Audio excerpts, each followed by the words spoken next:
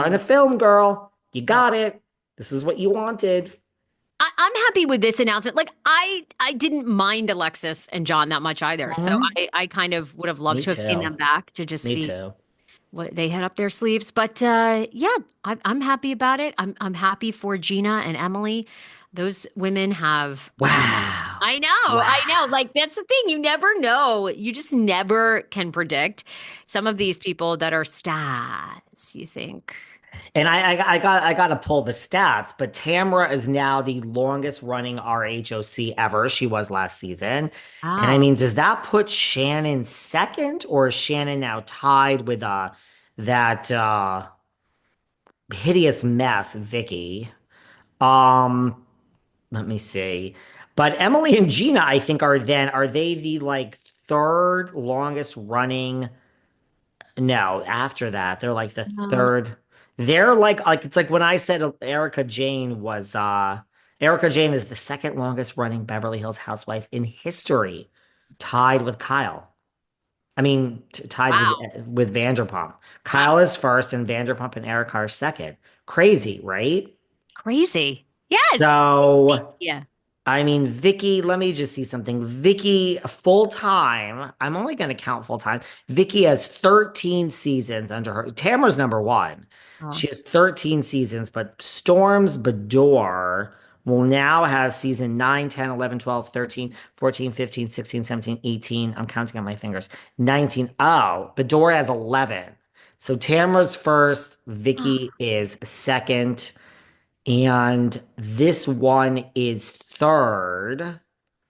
How many does Dubrow have? Dubrow is 7, 8, 9, 10, 11, and then 16, 17, 18, 19. Dubrow has nine.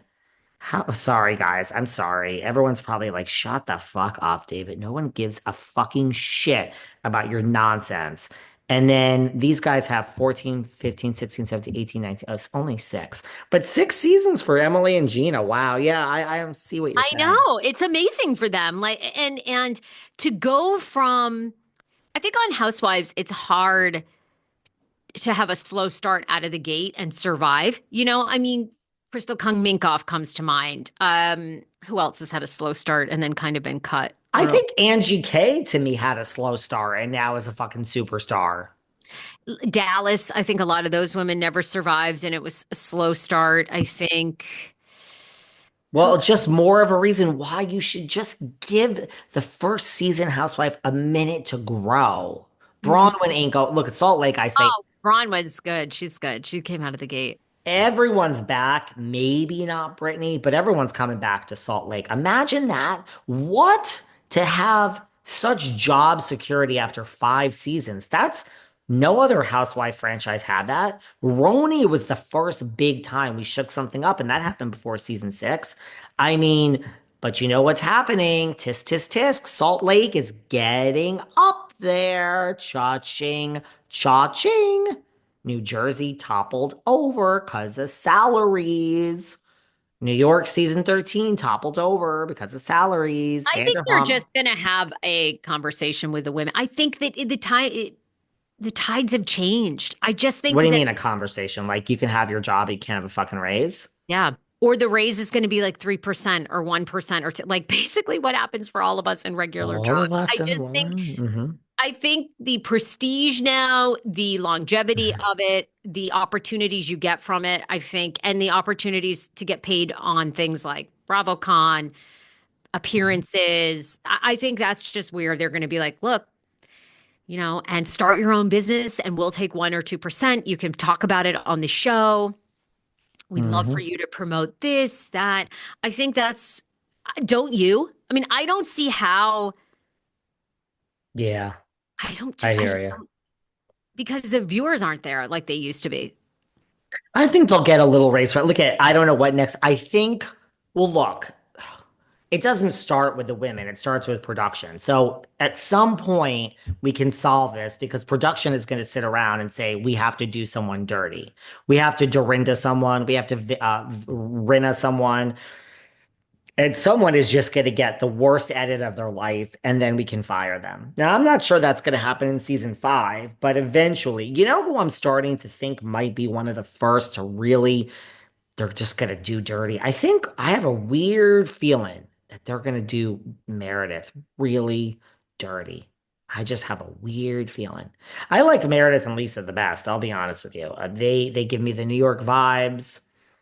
But those are my girls. I just have a weird feeling that Meredith is starting to. When she, I wrote something down that she said in the finale. Oh, I talked about this on my quick hit on Sunday. I love this.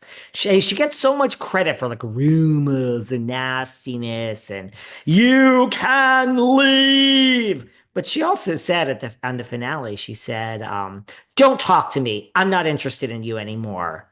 And I'm like, why is this just being skipped over? I love this. Don't talk. I understand, like, please don't talk to me, but I'm not interested in you anymore. It's so arrogant, dismissive, and oh, I love it. Right up your alley. I love it. I'm stealing it. Don't talk to me anymore. I'm not interested in you. Hey, don't talk to me. I'm not interested in you. It really sums everything. And Mary Cosby, Mary, what a great housewife. Oh my God. Oh my God. We got that Yes. touching Yes. moment with Angie that she was abandoned and her father was she has abandonment issues. But she says, like, because of this, of these issues, which I can relate to Mary. I mean, I didn't have a father that left or a mother that left. I just got the shit beat out of me in high school. But she says, like basically like I can just turn that corner and you could just be dead to me. Like you do me disloyal. I could just turn a corner on a different street and you are literally dead. And I'm like, yes, that's exactly it. Now we have lots of people in the public eye on my list of people that are just dead. She said I can turn around and unmemorize your existence. Oh, we are learning so much from Salt Lake. Same thing. I could just turn around at any time and unmemorize someone's existence. I could. I love it. That's a great trait as I sit here. It's listen, Okay. it ain't bad. I had some feelings at the beginning of the year over here. I've had some friends that have gone through some things at the end of last year. I don't need to get into it. And so some things were pretty deep, and I had some feelings that I was sitting with at the beginning of this year. And let me tell you something. Yeah, being able to fucking unmemorize someone's existence. And by the way, I didn't have any issues with friends. They had some serious life issues that I Just was a Crystal Kung Minkoff. Okay. Okay. All no, right. that Heard I of was them. helping them Okay. through. But as I was helping certain friends through some life things, there's some pretty big things that they were going through that my heart started really just hurting for them but let me tell you, being able to turn the corner and unmemorize someone's existence is a hell of a lot better than feeling. I'm sorry. I'm sorry. Because I started getting off track over here in life with some real feelings. Like, my friends are going through a lot. So I do feel for them, but I gotta just get back to this. I don't know. I'm rambling. Crystal Kong, she has some things to Oh, say about wait. her 14. Yes, dear. Why don't we wrap up? Is there one more quick topic you want to do? Because next show we need to do rapid fire. There is so much Okay, with Paige let's do it. DeZerbo. There's stuff with Nene Leakes, Wendy Williams back, Peter Charlie Bell Madrigal, Jones, your best friend. our Peter Madrigal. We love Pete the pirate. We have a lot to get to. So do you want to wrap up? Do you want to shout out any of your fabulous sponsors, and then we Oh, can I do. we can or promote your consulting or my podcast course? Where are you at? What do you want Well, to talk about? every time I promote this, people do slip into the DMs, and I have all sorts of new clients. So I really, truly, truly do the podcast, business, and life coaching consulting. It doesn't have to be on the weekends. I joke that it's on the weekends because I don't like to leave the house. It's paid per hour or per half an hour. You can DM me. You can have podcast, business, or life coaching. Business, I had a business that I ran that was more successful than this podcast that I sold after doing it for 10 years. But really, podcast consulting is, I guess, what I get most of my questions for. Again, I sincerely, which you'll talk about your course, I wish, I swear to God, that I could have had a David in my life when I started my podcast. I wish I could have just picked. I don't learn by reading. I don't want to read what to Yeah, a do. lot of people don't. I need to say to someone, okay, I'm sitting at my fucking computer. This isn't uploading. It's not on apple.com. I uploaded my fucking episode. Where is it? Or I need to say, my podcast is really successful. Where are the ads? How do I get ads? Who do I call? I mean, this information is invaluable. It's not even a sale. I wish that I had a David that I could have a weekly, bi-weekly, monthly call with as I grew my podcast because I mean, look, even now, Sarah, if you and I didn't have each other, we bounce things off each other all the time. We have a lot of people we can talk to. But in the beginning, I knew nothing. I didn't know how. And someone the other day slipped into my DMs. They're like, well, I know how to, I don't need help with your podcast. I just need help with like technical stuff. Like I want to edit myself. I'm like, yeah, we can have a technical session. At the end of this hour, this woman was just like, I can't believe I know how to edit now. She's like, you just saved me like $3,000 a month. Yeah. This session paid for itself. Like, look, you get better at editing. You know, you edit the audio and the video, and I do. But like, you think I know how to do this in the beginning? No. I wish I could have said to someone, "Can you fucking teach me how to edit instead of waiting for a goddamn editor for I 7 weeks?" know. So slip into my DMs. And by the way, a fourth category of what we can do for an hour is we can just talk Bravo one on one like this. You have a private hour. I can tell you all sorts of secrets, and it could just be a Bravo chat, which a lot of people. So slip Love into the that. DMs. I want to promote that today. What would you like to promote? Okay, well, I'm actually promoting, everybody knows I have gobigpodcasting.com. I Mhm. do consulting as well. You can email the Sarah Fraser Show. But I did want to say, I think with the LA fires and just life in general, with insurance companies being iffy, financial planning is so important. You and I both have the incredible sponsor, Acorns. Acorns allows you to start saving. It is so simple. You do not have to know the stock market. You do not have to know all the tips and tricks. $5 a day, just forego your Starbucks. You can start putting $5 a day in. It is the easiest, simplest app. And I'll tell you, by financially planning, it's the reason I've been able to chase my dreams. And my dad passed away when I was in high school. It was because of a life insurance policy that my mom, who was a stay-at-home mom, could even support us and send us to college. So you it's something that people don't want to always think about, but financial planning is important and it doesn't have to be stressful. Go to acorns.com/TSFS. Download the Acorns app to start saving and investing for your future.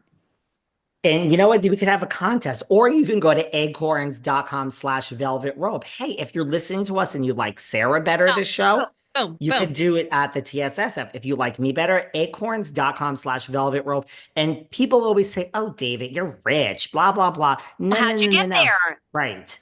How'd you get there? It's exactly what you said. You don't have to be well off or have tons of money laying around. It is truly with acorns.com/velvet rope or TSS at TSFS.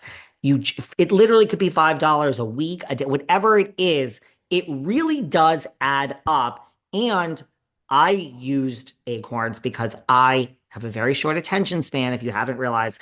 And a lot of these investing things, it's honestly, I don't have time to this and that. This is so fucking easy. You're like, here, I'm giving you $3. That's it. Move on. Here's $5. Move on, right? This shit adds up. Well, and Forget about it. it's overwhelming. I know a lot of people and a lot of our listeners are living paycheck to paycheck. It's Yes, very they hard. are. Yes, they But are. like the tiniest amount can add up in Mm-hmm. 20 years. And you want to wake up in Mm-hmm. 20 years and have $200,000 as a nest egg. Mm-hmm. God forbid you ever need it. So that's why even if $5 is too much, a lot of people can spare $3 a week. You'd be shocked if you do that over a year, 2 years, how eventually you buy some stocks, then they go up. That's the thing. So it's just starting to pay yourself a little something, and even foregoing one night out to eat. How Mm-hmm. I'm getting ready to buy a house. So we got approved for our very first mortgage. And my friend called me and she said, how are you saving money? And I'm like, TK, the reason is we only go out to eat once a week and we're a dual income home. We only go out to eat once a week. I never eat Starbucks out. I never eat lunch out ever, ever. That's how I I have free a lot coffee. of money. I have free coffee in all of my establishments, and everyone's like, "Did you do?" No, I drag my ass down there, and I get the free coffee all every morning. And yeah, I mean, Starbucks adds up, sweetie. Huge. And the other thing is and it's I'm not saying it's glamorous, but I'm saying it's worked. The other thing is Dan and I have only had one car for the past Mhm. years, 4 years. We've only and we're getting ready to pay off our vehicle. And it's like that's like the greatest feeling is not having when you have that 700, $800 a month car payment, even 350 bucks for a car payment every month. It's a lot plus your insurance. So having one car, but that's the thing. So you can figure out some things in your life, but do it. And then we have some very rich listeners who to hell with acorns. Okay, they're in what is it when you get to like a huge level? You're not even in like a financial institute. You're in a like not venture capitalist, but you're Portfolio.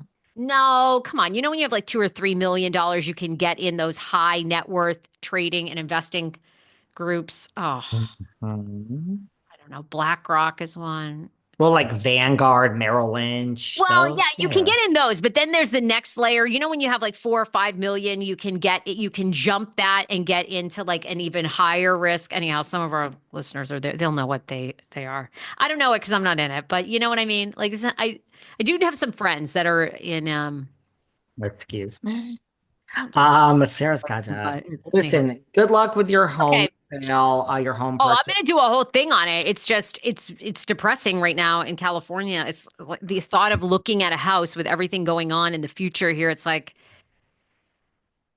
what is God trying to tell us? But Well, I'll do a whole thing because we've worked really hard to try to get a loan, and it's really